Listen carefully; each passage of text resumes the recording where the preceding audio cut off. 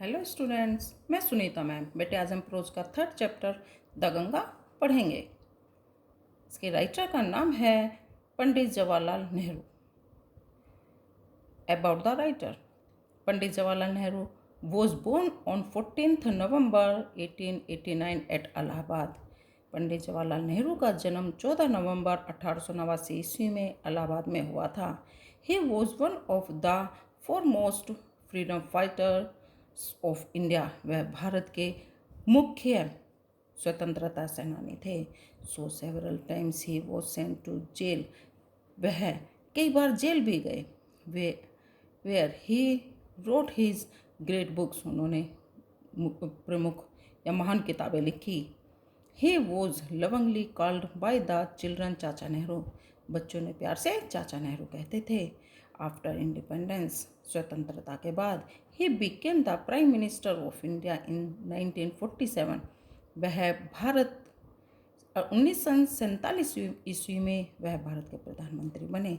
And continued, और लगातार till his death, और जब तक उनकी मृत्यु नहीं हुई इन 1964, और जब तक वह जीवित रहे 1964 तक वह भारत के प्रधानमंत्री ही रहे। ओके बेटे, अब हम चैप्टर स्टार्ट करते हैं।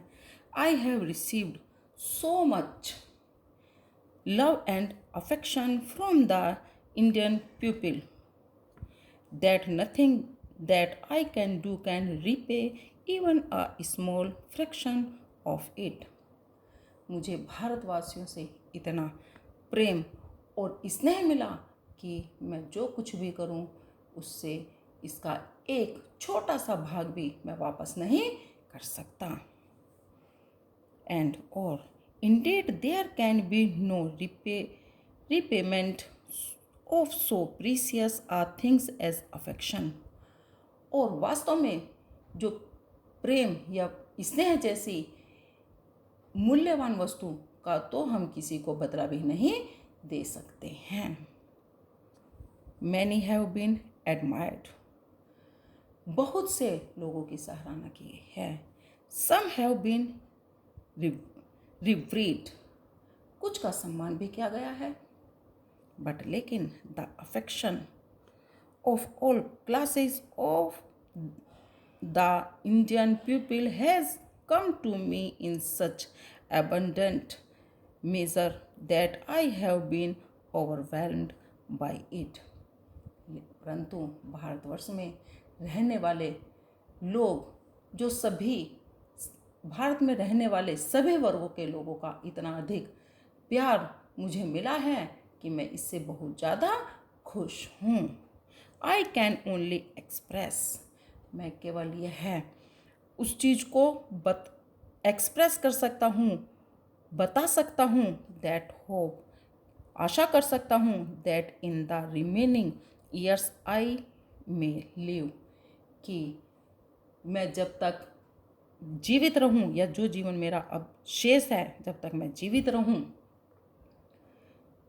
I shall not be unworthy of my people and their affection। उन लोगों का प्यार के योग्य मैं हमेशा रह सकूं। उनके प्यार तथा जो वो मुझे स्नेह करते हैं उसके अयोग्य मैं कभी भी सिद्ध ना हूँ। इसका मतलब बेटे कि वो लोग मुझे हमेशा ऐसे ही प्यार करते रहो, मैं भी हमेशा अच्छा ही रहूँ।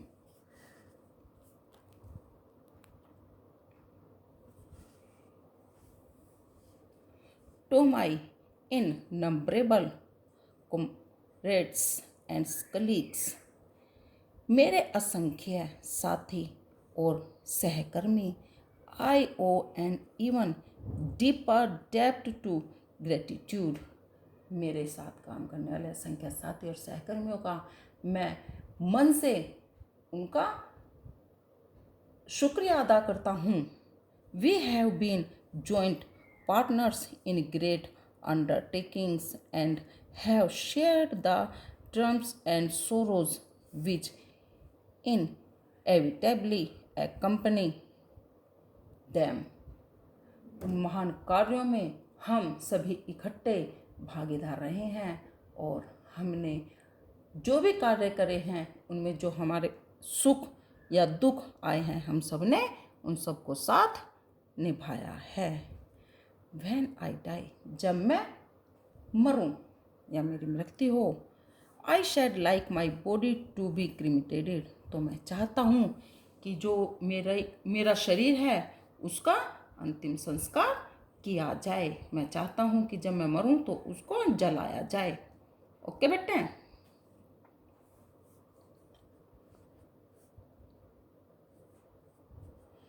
आई should like my body to be cremated, उसको जलाया जाए। इफ़ यदि I die in a foreign country, यदि मैं विदेश में मरूं, my body should be cremated there, तो मेरे शरीर को वहीं जला दिया जाए। And my ashes sent to Allahabad, और मेरी जो राख है उसको इलाहाबाद भेज दिया जाए। आई small handful of these acid should be thrown in the Ganga, उस जो राख है मेरी उसका एक छोटा सा भाग गंगा में डाल दिया जाए। And the major portion of them deposit of in the manner indicated below, और उसका जो ज़्यादा भाग है उसको जिस तरह मैं कहता हूँ उस तरह से उस राख को का जो अधिकांश भाग है उसको ऐसे ही किया जाए।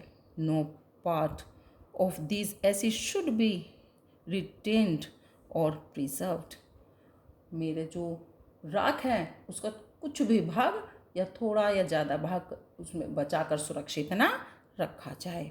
My desire to have a handful of my acid thrown in the Ganga at Allahabad has no religious significance, मेरी इच्छा है कि मेरी राख का एक मुट्ठी भर भाग इलाहाबाद में गंगा में डाल दिया जाए। इसका कोई भी धार्मिक महत्व नहीं है। So far as I am concerned, इस मामले में या इस बारे में कोई भी धार्मिक भावना भी नहीं है। I have no religious sentiment on this matter, और इससे मेरा कोई धार्मिक भाव नहीं है। I have been attached to be Ganga and the Jamuna rivers in Allahabad ever since my childhood, मैं अपने बचपन से ही इलाहाबाद में गंगा और जमुना नदियों से जुड़ा हुआ रहा हूँ। एंड और as I have grown older, और जैसे जैसे मैं बड़ा हुआ, the attachment has also grown, मेरा उससे जो लगाव है वो और ज़्यादा बड़ा होता गया। I have watched their varying moods as the seasons changed, जैसा ऋतुओं के या जो मौसम बदलते हैं उसके साथ साथ मैंने उनको बदलते हुए स्वरूपों को देखा है। And have often thought of the history and myth and tradition and songs and story that have become attached to them through two long ages and become part of their flowing waters, और जैसा कि इतिहास और उसकी कथाओं, परंपराओं, संगीत और उसकी कहानियों में जैसे कहानियाँ उसकी जिस प्रकार कही जाती हैं, जो बहुत समय तक उसके साथ जुड़ गई हैं, और उसके बहते हुए जल के साथ ही वह भी उसके भागी या उसकी भागीदार ही बन गई हैं। मतलब जिस प्रकार उसका जल बह रहा है उसकी कथाएं भी उसके साथ उतनी ही पुरानी हैं। The Ganga specially is the river of India, Ganga विशेष रूप से भारत की नदी है। बिलव्ड ऑफ हर पीपल, उससे प्रत्येक व्यक्ति प्यार करता है। Round which are intertwined her racial memories, her hopes and fears, her songs of triumphs, her victories and her defeats, उसके चारों ओर भारत की जातियाँ, स्मृतियाँ, उसकी आशाएं, उसका फियर, उसका डर, उसके विक्ट्रीज, उसकी विजय, उसकी डिफीट और उसकी पराजयों से जुड़ी हुई हैं। She has been a symbol of India's age long culture and civilisation. यह भारत की बहुत पुरानी संस्कृति और सभ्यता का प्रतीक रही है। एवर चेंजिंग, वह निरंतर बदलती रहती है। एवर फ्लोइंग, और निरंतर बहती रहती है। And yet ever the same Ganga, वह निरंतर बदलती रहती है, निरंतर बहती रहती है, फिर भी वो एक जैसी ही है। गंगा एक जैसी ही है। She reminds me of the snow covered peaks, वह मुझे हिमालय की उन बर्फ से ढकी हुई चोटियों की याद दिलाती है। एंड द डीप वैली, और गहरी घाटियों की। ऑफ द हिमालयस, और हिमालय की गहरी घाटियों की याद दिलाती है। विच, जब I have loved so much, जिन्हें मैं बहुत अधिक प्यार करता हूँ। एंड और of the rich and vast plains below, और जब वह नीचे मैदानी भागों में बहती है। Where my life of work have been cast, तो वह मेरे उस जीवन को और जिस कार्य को मैं करता हूँ वह उसमें ढल जाते हैं। Smiling and dancing in the morning sunlight, सुबह के समय, सुबह के सूरज की रोशनी में सुबह के समय वह मुस्कुराती है और नाचती है। एंड डार्क, और अंधेरे में। And gloomy and full of mystery as the evening shadows fall, और अंधेरे में उदास और रहस्य से भरी हुई प्रतीत होती है। अ नैरो, एक पतली सी, स्लो धीरे, एंड ग्रेसफुल स्ट्रीम, पतली सी और तेज बहती हुई इन विंटर, और सर्दियों के मौसम में वे तेज बहती हुई नदी। And a vast roaring thing during the monsoon, और मानसून में एक विशाल गरजती हुई, ब्रॉड बूज्ड, गरजती हुई, ऑलमोस्ट एज द सी, जैसे कि वह सागर की तरह हो। And the something of the sea's power to destroy, और ऐसी लगती है जैसे कि सागर की तरह ही वह विनाशकारी है या विनाश करने वाली है। The Ganga has been to me a symbol and memory of the past of India, Ganga मेरे लिए भारत के उस पुराने प्रतीक और मेरी यादों की तरह ही है। Running into the present, वह इस समय वर्तमान में बह रही है। And flowing on to the great ocean of the future, और अब वह भविष्य में सागर में जाके मिल जाएगी।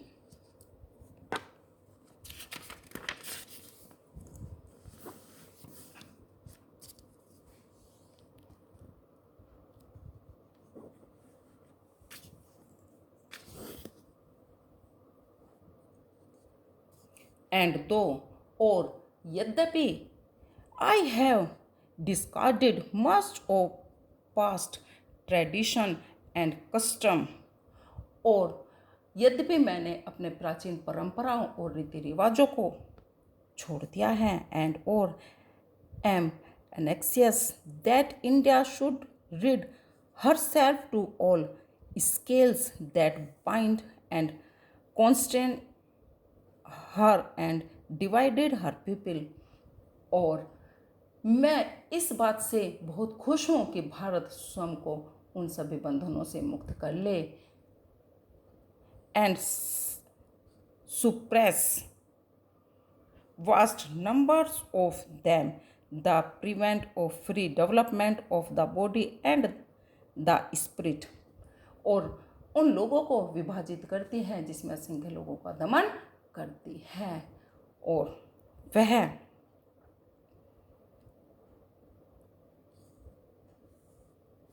And prevent the free development of the body and his spirit, और वह अपनी आत्मा तथा शरीर के स्वतंत्र विकास को रोकती है। दो यद्यपि आई सीक ऑल दिस, यद्यपि यह सब कुछ मैं करना चाहता हूँ, yet फिर भी I do not wish to cut myself off from that past completely। फिर मैं पूरी तरह से अपने आप को उस अतीत से अलग नहीं कर सकता हूँ। I am proud of that great inheritance that has been and is ours, and I am conscious that I too। मुझे उस महान विरासत जो हमारी रही है और हमारी है पर लाइक ऑल ऑफ अस, जो हमारी तरह am I link in the unbroken chain which goes back to the dawn of history in the immemorial past of India. और मैं उस सचेत भी हूँ कि मैं जो हम सभी इस जो न टूटने वाली चैन का एक कड़ी हैं, जो भारत के में बहुत पुराने इतिहास के आरंभ तक, जो बहुत शुरू में भारत के इतिहास में जाती हैं। That chain I would not break, मैं उस चैन को नहीं तोड़ूंगा। For I treasure it and seek inspiration from it, क्योंकि मैं इसे बहुमूल्य मानता हूँ और इससे मुझे प्रेरणा मिलती है। And as witness of this desire of mind and as my last homage to India's cultural inheritance, और अपनी इस इच्छा और भारत के जो संस्कृति या भारत की जो विरासत है उसके प्रति मेरी अंतिम श्रद्धांजलि के रूप में मैं यह कहता हूँ, I am making this request, मैं यह प्रार्थना करता हूँ, that a handful of my ashes, कि मेरी जो राख है उसको एक मुट्ठी भर be thrown into the Ganga at Allahabad to be carried to be great ocean that washes India shores, कि एक मुट्ठी भर राख को इलाहाबाद में गंगा में डाल दिया जाए, जो उस बहुत बड़े या विशाल सागर में चली जाए जो भारत के समुद्री तटों को धोता है। ठीक बच्चे, the major portion of my ashes should, और मेरी अस्थियों का जो बड़ा भाग है, however be disposed of otherwise, और जो मेरी अस्थियों का जो बड़ा भाग है या राख का जो बड़ा भाग है वह उस प्रकार से समाप्त किया जाए। I want this to be carried high up into the air in an aeroplane and scattered from that height over the fields where the peasants of India toil, और जो उसका बड़ा भाग है मैं उसके लिए चाहता हूँ कि उसे